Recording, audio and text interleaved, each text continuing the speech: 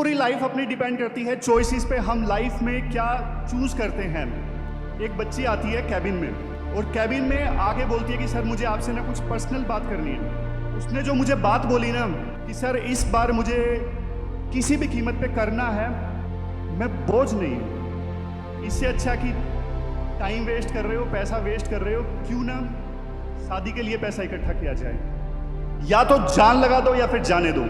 आपका नाम क्या है? नितेश। हाँ, ये नितेश पर डिपेंड करता है कि नितेश गर्लफ्रेंड बनाना चाहते हैं कि नहीं बनाना चाहते हैं। सारे के सारे अपनी आंखें बंद करिए। ABCD तो सबने सीखी है, सबको याद है। A for, B for, C for and D for. बस अभी तो यार इतने बड़े हो गए, अभी भी वही A for Apple, B for bat. कुछ तो नया करो। देखो ये जो ABCD है ना, पूरी की पूरी जो लाइफ है ना ABCD में समाई हुई है। कैसे? बोलो साथ साथ बोलो। A for, B for birth, B for, C का बाद में बताता हूं, D फॉर डेथ, लाइफ समाप्त। बीच में जो C है ना, C का मतलब है चॉइस। पूरी की पूरी लाइफ अपनी डिपेंड करती है चॉइसेस पे, हम लाइफ में क्या चूज करते हैं। आज इस कॉलेज के भी स्टूडेंट्स हैं, उन्होंने चूज किया कि हमें इस कॉलेज में एडमिशन लेना है। आप में से बहुत सारे बच्चे ऐसे हैं जो यूपीएससी की तैयारी ऑलरेडी कर रहे हैं। आपने डिसाइड किया कि हमें यूपीएससी की तैयारी करनी है। आपका नाम क्या है? नितेश। हाँ, ये नितेश पर डिपेंड करता है कि नितेश गर्लफ्रेंड बनाना चाहते हैं कि नहीं बनाना चाहते हैं। अब नितेश आप यूं नहीं बोल सकते कि सर कोशिश बहुत कर रहा हूं, बन नहीं रही है। अगर आप बनाना चाहते हो, नहीं बन रही है, तो डेट इज विश। मैंने आपको एक कहानी बताता हूं, विश और चॉइस में क्या डिफरेंस होता है। तो एक बार क्या हुआ, ब्रेक में ना एक बच्ची आती है कैबिन में और कैबिन में आके बोलती है कि सर मुझे आपसे ना कुछ पर्सनल बात करनी है। मैंने बोला कहो। उसने जो मुझे बात बोली ना कि सर इस बार मुझे किसी भी कीमत पे करना है, मैं बोझ नहीं हूं, ये कह के ना वो रोने लगी एकदम से कि मैं बोझ नहीं हूं। मैंने पूछा कि आप बताइए हुआ क्या है। उसने बताया, पूरी बात बताई कि उस बच्ची की ना जॉइंट फैमिली थी, शादी की जा रही थी। जॉइंट फैमिली में उस बच्ची के पेरेंट्स को ये बोला गया, इससे अच्छा कि टाइम वेस्ट कर रहे हो, पैसा वेस्ट कर रहे हो, क्यों ना शादी के लिए पैसा इकट्ठा किया जाए। वो जो बात थी ना, लड़की के बुरी तरह से चुभ गई, मतलब बहुत ज्यादा परेशान उस बात ने उस लड़की को किया। तो उसके बाद क्या हुआ, मेंटरशिप सेशन चले। उसने कहा कि मुझे क्लियर करना है किसी भी कीमत पे, तो मैं थोड़ा सा एक्स्ट्रा एफर्ट लगा के लड़की को गाइड करने लगा, मेंटर करने लगा। उसके बाद उस लड़की ने ना जो मेहनत की, जितना कम मैं आपको बताऊं ना, सही बता रहा हूं, मतलब यहाँ पे उसके ना मैंने छाले देखे हैं लिटरली। इतना उसने आंसर्स लिखे, चेहरे के नीचे इतने बड़े बड़े गड्ढे, और कुछ भी नहीं, पूरा कमरा येलो स्टिक्स हम इस्तेमाल करते हैं ना, उससे भरा हुआ, मतलब हद पार। मतलब आमतौर पे ना टीचर मोटिवेट करता है बच्चों को कि पढ़िए पढ़िए, बताने की जरूरत पड़ती है। उस बच्चे के साथ ना ऐसा हुआ कि मुझे बोलना पड़ रहा था कि रुकिए, मतलब हेल्थ को बिल्कुल आप खराब कर दोगे। देखो उसने खुद मुझे बताया कि सर मैं पहले इतनी सीरियस नहीं थी, लेकिन वो जो घटना हुई ना, शादी के लिए देखा जा रहा था लड़का, उसने ना बिल्कुल झकझोर दिया मुझे। और फाइनली ना एक बार फिर से वो लड़की रोई रिजल्ट आने पे, लेकिन इस बार खुशी के मारे 250s में रैंक आई उस लड़की की। ये डिफरेंस है किस चीज में? विश और चॉइस में।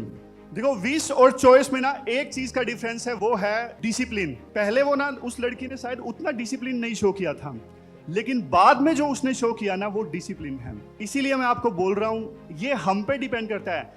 देखो बच्चे क्या बोलते हैं, आज का युग ना वैसा युग नहीं है कि गाइडेंस की कमी हो। सबको पता है रिवीजन टाइमली करनी है, आंसर राइटिंग करनी है, मॉक टेस्ट हमें लगाने हैं, ज्यादा से ज्यादा PYQ अटेम्प्ट करने हैं, सबको पता है। कौन कौन यहाँ पे यूपीएससी की तैयारी कर रहे हैं ऑलरेडी? बढ़िया, सही बताइए, आपको पता है या नहीं है? सबको पता है, सबको। बात है इंप्लीमेंटेशन की, बात है डिटर्मिनेशन की। विल पावर का ना आपको एक जबरदस्त एग्जांपल देता हूं। ये है इनकी क्या स्टोरी है? इनको ना एक डिफॉर्मिटी है, फोकोलीमिया, जिसकी वजह से इनके जो आर्म्स हैं वो डेवलप नहीं हो पाए। शायद ही ऐसा कोई काम हो जो ये अपने आप से ना कर सके। अगर हमें बोल दिया जाए ना कि पेड़ चढ़ना है, शायद हम भी इतना फुर्ती से पेड़ नहीं चढ़ पाएंगे, लेकिन ये इतनी फुर्ती से पेड़ चढ़ दिए हैं। बाद में क्या हुआ, इनका टैलेंट किसी ने देखा और इनको एंकरेज किया कि आप आर्चरी में ट्राई कीजिए, तीरंदाजी में आप ट्राई कीजिए। जब इन्होंने शुरू में कोशिश की ना, तो इनसे हो नहीं पाया। आर्मी ने इनको अडॉप्ट किया और एक कोशिश ये की गई जो आर्टिफिशियल आर्म्स है ना वो लगाए जाए, नहीं लग पाए। आर्टिफिशियल आर्म्स की सहायता से ये आर्चरी नहीं कर पाई। ऐसा लगा कि बस खत्म, ड्रीम जो सोचा था कि आर्चरी में अच्छा करेंगे, इनकी ड्रीम खत्म हो गई। लेकिन देखो बहुत मुश्किल होता है। बाद में जो इनके कोचिज थी उन्होंने बताया कि इनका ना अपर जो बॉडी है ना उसको थोड़ा और मजबूत किया जा सकता है। तो इनका जो अपर पार्ट है ना बॉडी का, उसे जबरदस्त स्ट्रॉन्ग बनाया गया। बाद में फीट की सहायता से इन्होंने धनुष को पकड़ना स्टार्ट किया और टीथ की सहायता से इन्होंने शूट करना स्टार्ट किया। बहुत ज़्यादा मुश्किल है और अब ये इसलिए बहुत ज़्यादा सुर्खियों में है क्योंकि अभी जो पैरा एशियन गेम्स हुए हैं उसमें इन्होंने 2 गोल्ड मेडल्स जीते हैं। अब एक बात बताइए, यहाँ पर नरेंद्र नाथ दत्त जी को कौन कौन जानते हैं? स्वामी विवेकानंद जी, बिल्कुल बैठिए, जी लगा के बोलिए। स्वामी विवेकानंद जी ने एक बात बोली थी, एक फेमस कोट है, उठो जागो और तब तक मत रुको जब तक कि लक्ष्य की प्राप्ति ना हो जाए। सुना है ना, बहुत फेमस कोट है। देखो यहाँ पे जागो का मतलब ये नहीं है कि बेड से जागना है, नींद से जागना है। जागने का मतलब ही ये है कि सेल्फ अवेयरनेस, करना क्या है लाइफ में। अगर सिविल सर्विसेज की तैयारी करनी है तो या तो जान लगा दो या फिर जाने दो। तो वो जागने का मतलब ही ये है कि सेल्फ अवेयरनेस, कि मुझे करना क्या है लाइफ में, क्लैरिटी। और एक बार क्लैरिटी आ गई ना कि हाँ क्लियर करना है, फिर रुकने का कोई सवाल ही नहीं उठता। इसलिए एक बार आपने अगर सिविल सर्विसेज की तैयारी करनी है तो या तो जान लगा दो या फिर जाने दो।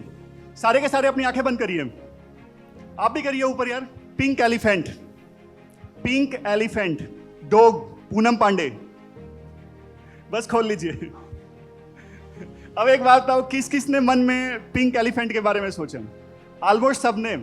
अब कोई बोलेगा नहीं, बीच में रखेगा तो वो अलग बात है। देखो मन को आप कंट्रोल नहीं कर सकते। मैं यूं बोलूंगा ना आपको कि पिंक एलिफेंट के बारे में नहीं सोचना है, तो आप उसी के बारे में सोचोगे, बिल्कुल 100% आप उसी के बारे में सोचोगे। तो इसलिए ना मन को आप कंट्रोल नहीं कर सकते, मन को मैनिपुलेट कर सकते हो आप।